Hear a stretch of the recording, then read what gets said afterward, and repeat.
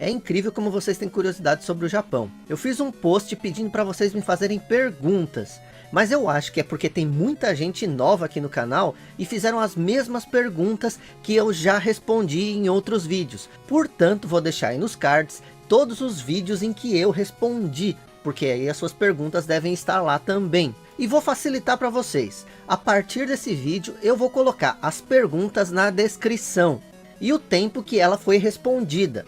Aí fica mais fácil para vocês e eu já falo, ó, já respondi isso no vídeo anterior. Então, bora! O Pedro Lima pergunta, na verdade são duas perguntas. Aí onde você mora tem muitos brasileiros? E os brasileiros que moram sofrem algum preconceito? Na cidade que eu moro tem muitos brasileiros sim, porque a maior empresa da cidade, ela emprega cerca de 2.500 brasileiros. E por aqui tem muitos brasileiros, eu acho que o preconceito quase inexiste. Ricardos Viveiros pergunta, a comunidade retro gamer tem espaço no Japão? Ou os jogos mais novos não dão espaço para ninguém?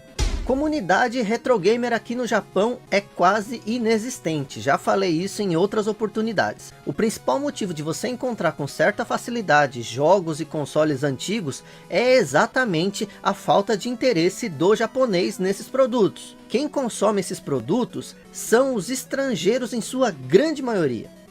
Jonathan Vieira pergunta, é raro achar um console da Commodore ou até mesmo o fracassado Amiga CD32? Qualquer console que não seja japonês é difícil de encontrar por aqui. O mercado de videogames nos anos 80 era basicamente dos consoles fabricados aqui dentro do país. Até porque o Famicom nadava de braçada, né? E nesse período tinham concorrentes equivalentes e até melhores que os consoles estrangeiros. Por isso quase não se importava. Tanto é que o Atari 2800 não fez sucesso nenhum por aqui. E é muito difícil de encontrar esse videogame. Atari 2800, que é o equivalente ao Atari 2600 do ocidente. Luciano Medeiros. Os velhos no Japão realmente são tarados como o Mestre Kami? Não. Uma coisa que vocês têm que entender é que o japonês vê qualquer obra de ficção bem diferente de nós estrangeiros. Uma novela, um filme ou anime fica bem exagerado exatamente para fugir totalmente da realidade. Eles não veem isso como algo que possa acontecer. Por isso, nessas obras pode acontecer de tudo. Até pedofilia, crime e até meninas de 8 anos seduzindo velhos. Então, obra de ficção é uma coisa. E é tudo muito exagerado. A realidade aqui no Japão é totalmente diferente. Entendido aí? Ivonaldo Lima. Uma pergunta e uma dica. Você tem alguma ideia de como os japoneses veem a cena de emulação de consoles antigos? E caso um dia for fazer um vlog em Tóquio, seria curioso passar a noite num daqueles cybercafés. Aqui no Japão, emulação é algo totalmente desconhecido. Vou dar um exemplo para vocês. Toda vez que eu converso com um japonês e eu falo que eu tenho um canal de games antigos, eles ficam curiosos, lembram de alguns jogos e tals, e que sentem saudade de jogar esse determinado game. Mas eles falam que não tem como, porque tem que pegar um videogame antigo, já não tem mais TVs antigas para jogar e tal. E aí eu falo que existem esses programas, os emuladores. Eles ficam totalmente surpresos. E quando eles veem os emuladores funcionando, é algo surreal para eles. Então, para a grande maioria dos japoneses, emuladores não existem. Principalmente porque aqui no Japão, tudo que é consumido é oficial. É um costume japonês pegar apenas produtos da loja e não fazer modificação nenhuma, sabe? LAC Metal Games. Gostaria de fazer uma pergunta sobre coleção, que pode não fazer sentido, pois tem muito a ver com a percepção e opinião pessoal minha. Vale a pena adquirir uma coleção tão grande de jogos cujo idioma não dominamos plenamente? Depende. Um jogo de beat'em up, de aventura, de plataforma, de corrida, não é necessário você saber o idioma para você poder jogar. Agora, jogos que tem história, tipo um RPG, realmente é necessário você saber o idioma nativo. No entanto, esses jogos fazem parte da história, e essa história que eles carregam pouco tem a ver com o idioma, pois eles são itens importantes. Eles foram fabricados na época, fizeram parte daquele momento. Eu mesmo pego 90% dos itens pensando na história que ele pode proporcionar. Como posso pegar esse item e fazer um vídeo pro canal. E como você falou, colecionar depende muito do prazer pessoal de cada um.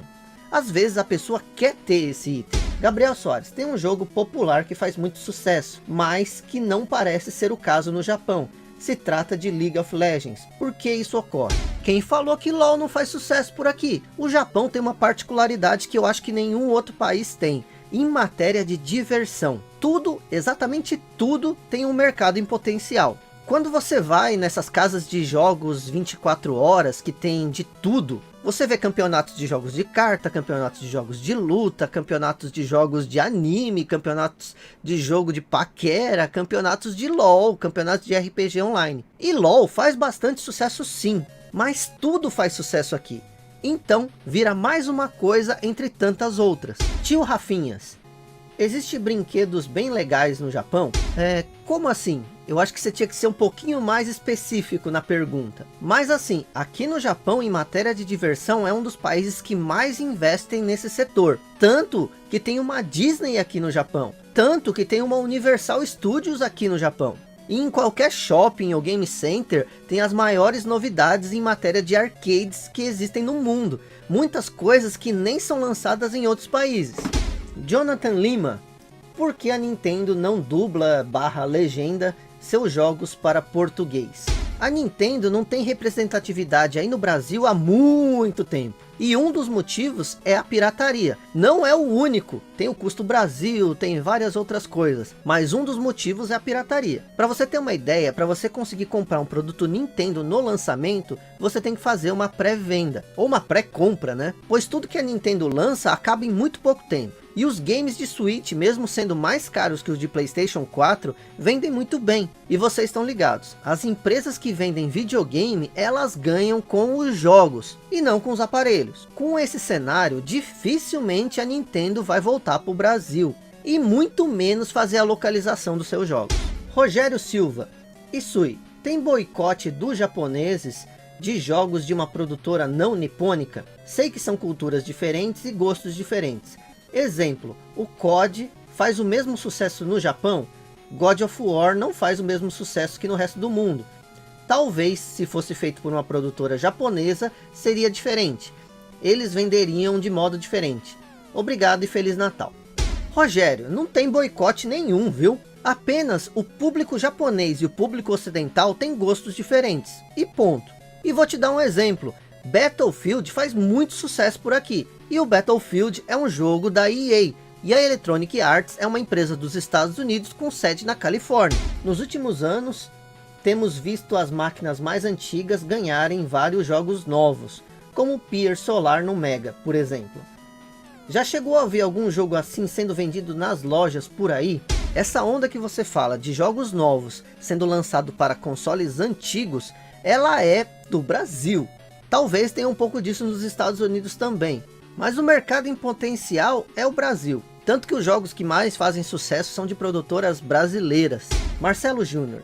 Existem muitos programas de TV aberta que falam sobre games. Aqui no Japão, programas específicos de game na TV aberta não tem não. Até porque o hábito do japonês é mais de ler. E aí revistas especializadas em games a gente encontra algumas. Mas há programas que são patrocinados por algumas empresas, algumas soft houses. A Capcom é a mais famosa. Tanto que aquelas paródias em que comediantes se vestem de Ryu e Honda tal, e fazem aquelas performances, são desses programas da Capcom. Tomás, as pessoas preferem mais Dragon Warrior ou Final Fantasy? Complicado de responder, hein? Se fosse nos anos 80, era fácil de responder. Era curto e grosso. Dragon Quest, que é o nome japonês de Dragon Warrior. Mas hoje em dia eu não sei bem. Pois depois do primeiro PlayStation, Final Fantasy ganhou um status muito maior. Mundialmente, não só aqui no Japão. E faz muito sucesso, tanto que o remake de Final Fantasy VII, você encontra pôster em tudo que é lugar. Em combine, em shopping, em tudo que é lugar mesmo. Aí o jeito mais fácil é falar isso. Eles são equivalentes. Mas no passado, Dragon Quest fazia muito mais sucesso. Hoje, Final Fantasy talvez esteja um passinho à frente.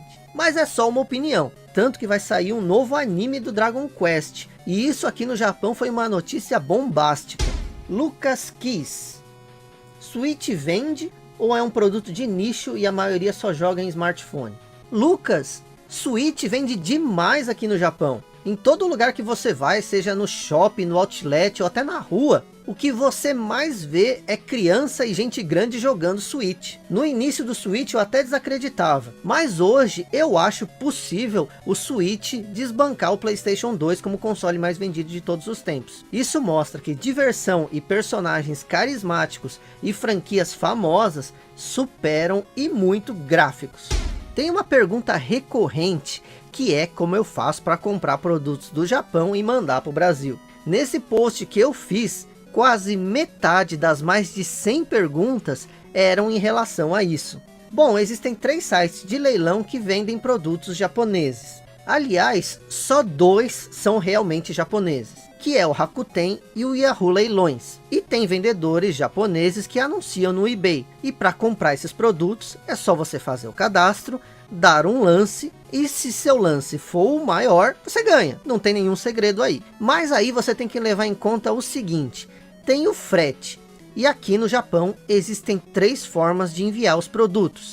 Esse aqui, ó, é um formulário dos Correios do Japão. As 3 formas, elas são colocadas aqui no canto, ó. E elas são Air, que é o transporte aéreo, que é o mais rápido, porém o mais caro. E que leva em consideração tanto o volume quanto o peso. Vou te dar um exemplo. Se eu mandar essa caixa vazia, ela vai custar $50 no mínimo. Aí também tem o SAL, que é uma mistura de transporte aéreo e marítimo. Ela não é tão cara quanto o Air, mas demora cerca de 1 mês para chegar, de 15 dias a 1 mês. E tem o Surface, que é por navio. Esse é o mais barato, mas demora em torno de 3 meses para chegar. Aquela mesma caixa que eu mostrei que custa $50 vazia, se você for mandar por Surface, deve custar uns $30. E por marítimo, $20. Mas quanto mais peso você colocar lá, mais caro vai ficar. E fora que quando chegar aí pode ser taxado também. As últimas encomendas que eu mandei daqui do Japão aí para o Brasil, todas foram taxadas. E em todas as vezes o produto foi taxado num valor muito maior do que o produto vale aqui. Eu sinceramente acho que não compensa. E tem muitas pessoas que fazem esse serviço de vender produtos japoneses aí para o Brasil. E muita gente fala assim, ah, mas são produtos mais caros e tal. Mas é que quando você pega um item e vai procurar esse item, realmente gasta muito dinheiro aqui no Japão. O combustível é mais caro. O tempo de um trabalho japonês é muito maior. Por isso eu não faço esse tipo de serviço.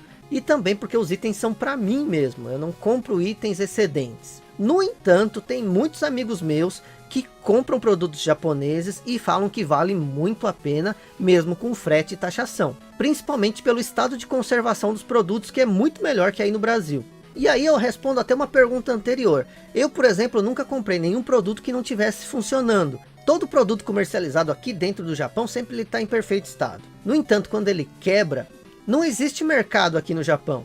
Você tem que jogar ele fora e pior, você tem que pagar para jogar fora. Só que esse mercado de produtos quebrados é muito grande para países como o Brasil, que consegue fazer a manutenção, pois como eu falei para vocês, aqui não se faz manutenção. Quando um produto quebra, ele é jogado fora. E muitas vezes é algo simples para um brasileiro fazer. E aí que vem aquela história, ah, a gente compra muito junk aí do Japão, mas o junk aqui do Japão são produtos encalhados, e não produtos que não funcionam, porque é proibido você vender produtos quebrados aqui no Japão. Espero ter esclarecido todas as dúvidas que vocês tiveram. Mais uma vez, obrigado a todos que respondem os meus posts com essa facilidade e com essa quantidade. Vocês são demais. Como eu falei, tem outros vídeos que eu respondi perguntas e eu vou deixar aí nos cards para vocês. Pois tem muita gente nova que entrou agora no canal e talvez não saiba que eu já respondi a grande maioria delas. Ah, e não se esquece,